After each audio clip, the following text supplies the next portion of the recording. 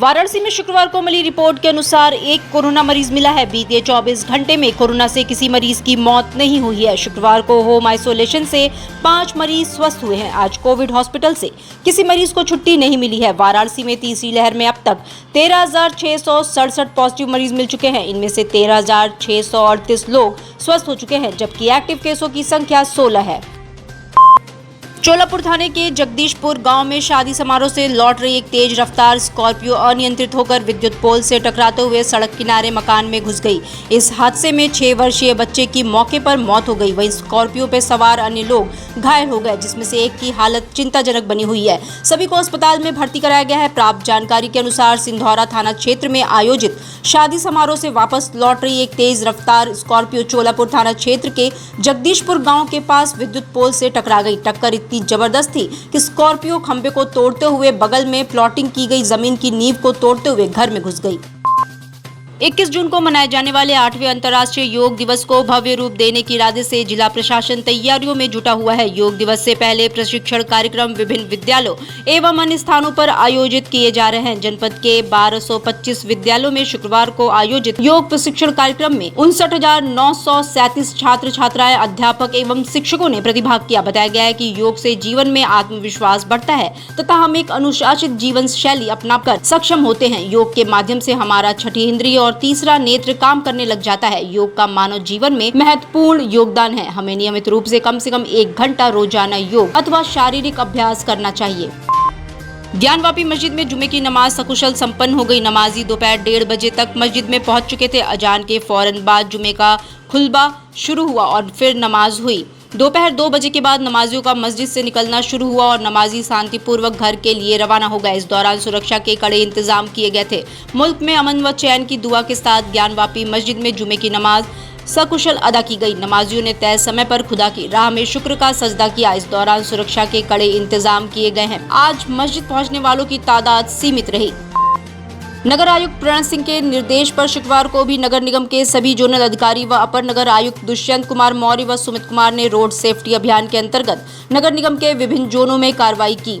नगर आयुक्त प्रणय सिंह ने स्वयं आदमपुर जोन एवं खिड़किया घाट का निरीक्षण किया, जिसमें भदऊ चुंगई के पास सड़क पर रखे गए कई अवैध गुमटियों के अतिक्रमण को हटाया गया। खिड़किया घाट एवं उसके आसपास के क्षेत्रों में गंदगी पाए जाने पर नगर आयुक्त ने तत्काल साफ कराए जाने हेतु नगर स्वास्थ्य अधिकारी डॉक्टर NP सिंह को निर्देशित किया। श्री काशी विश्वनाथ धाम ज्योतिर्लिंग की तस्वीरें लेते एक व्यक्ति की तस्वीर सोशल मीडिया पर गुरुवार को वायरल हुई तो हड़कंप मच गया। सभी ने इसे सुरक्षा में बड़ी चूक बताया था, जिसके बाद हरकत में आए श्री काशी विश्वनाथ मंदिर के CEO ने उक्त व्यक्ति को चिन्हित कर लिया है। फोटो खींचने वाला व्यक्ति उत्तर प्रदेश पुलिस का सिपाही है, जिसकी ड्यूटी गर्भगृह में लगी थी। फिलहाल उसे ड्यूटी से हटा दिया गया है और उससे पूछताछ हो रही है कि उसने ये तस्वीर खुद के लिए ली थी या किसी के कहने पर।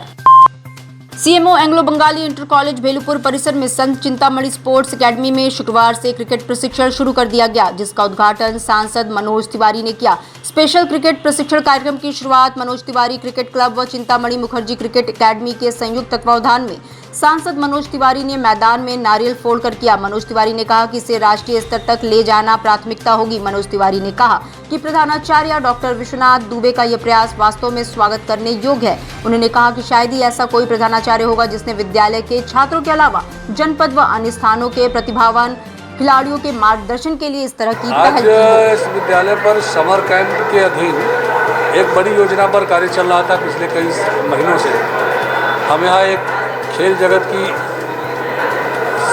सुविधा संपन्न और एक अच्छी एकेडमी की तैयारी कर रहे हैं, जहाँ पर पूर्वांचल के बच्चों को खेल संबंधी सारी सुविधाएं मिलती हैं। तो उसी एकेडमी के कार्य का आज शुभारंभ हो रहा है और इस शुभारंभ को प्रसिद्ध सिने अभिनेता विजय ट्रॉफी क्रिकेटर और सांसद श्री मनोज तिवारी स्वरूप देंगे। उनके कर कमलों से ये उद्घाटन होगा।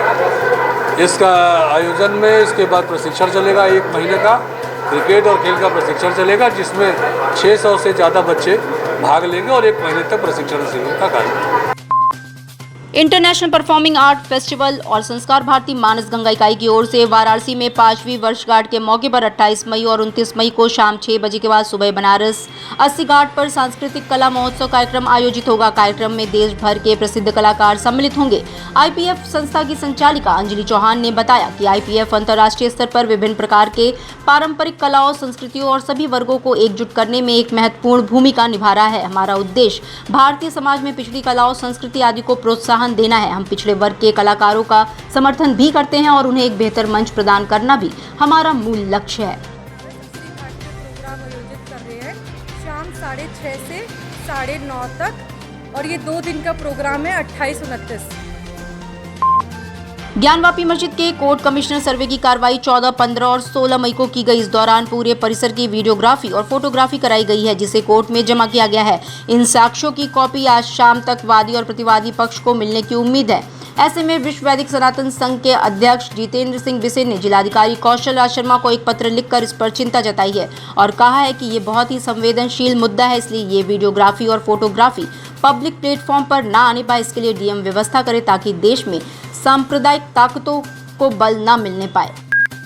भाजपा के पूर्व सांसद डॉक्टर रामविलास वेदांती आज वाराणसी पहुंचे। पूर्व में राम जन्मभूमि न्यास के अध्यक्ष रह चुके डॉक्टर रामविलास वेदांती ने ज्ञानवापी मामले में पूर्व मुख्यमंत्री अखिलेश यादव और हैदराबाद के सांसद ओवैसी पर बड़ा बयान दिया। डॉक्टर वेदांती ने सर्किट हाउस में मीडिया से बातचीत में कहा कि अखिलेश यादव पाकिस्तान के पदचिन्हों पर चल रहे हैं और अखिलेश दूसरे बाबर और औरंगजेब बनना चाहते हैं। ओवैसी और अखिलेश वही कहते हैं जो पाकिस्तान कहता है। विश्व के कई मुस्लिम देश हैं, किसी ने भी श्री काशी विश्वनाथ के ज्ञानवापी मंदिर का विरोध नहीं किया। केवल ओवैसी कर रहा है और अखिलेश कर रहे हैं और पाकिस्तान कर रहा है। वहीं उन्होंने हैदराबाद की 4 मीनार को लेकर भी बड़ा बयान दिया और कहा कि वह भी पहले मंदिर था जिसे तोड़कर ये इमारत खड़ी की गई है। काशी विश्वनाथ मंदिर के बगल में ज्ञानवापी विश्वेश्वर महादेव ज्योतिर्लिंग, जिसकी पूजा हजारों साल से हो रही थी, उस ज्ञानवापी परिसर में मुझे याद है सन 73 से लेकर सन 81 तक मैं काशी में पढ़ता था, दक्षिणा मुस्लिम महाविद्यालय में। ज्ञानवापी मंदिर के बगल में मैदान था जहाँ पर पूज्य करपात्री जी महाराज, राम किंकर उपाध्याय जी और हमारे देश के पूज्य संत लोग वहाँ पर सम्मेलन करते थे। उनकी दीवारों को देखकर अंधा भी हाथ से टटोलता तो पता चल जाता ये मंदिर की आकृति है, मंदिर के चिन्ह हैं। लेकिन आज़ादी के बाद इन समस्याओं का समाधान कांग्रेस सरकार ने नहीं किया। कांग्रेस ने केवल हिंदू मुसलमानों को लड़ाने का काम किया। कैसे हिंदू मुसलमान आपस में लड़े और जिसका परिणाम ये हुआ कि 70 वर्षों तक इसका निर्णय कोई कर नहीं सका। आज हम यह कह सकते हैं कि उत्तर प्रदेश की मुख्यमंत्री की शपथ जब योगी आदित्यनाथ जी ने लिया प्रथम बार, द्वितीय बार, तब हम सब लोगों ने मिलकर ये निर्णय लिया कि अब कुछ होना चाहिए। और परिणाम ये हुआ कि ज्ञानवापी शब्द जो है ये उर्दू शब्द नहीं है, ये संस्कृत शब्द है। ज्ञान भी संस्कृत शब्द है और वापी भी संस्कृत शब्द है। किसी भी उर्दू के इनके कुरान में या किसी उर्दू ग्रंथ में ज्ञान शब्द और वापी शब्द मुस्लिम परक नहीं है, ये हिंदू परक है।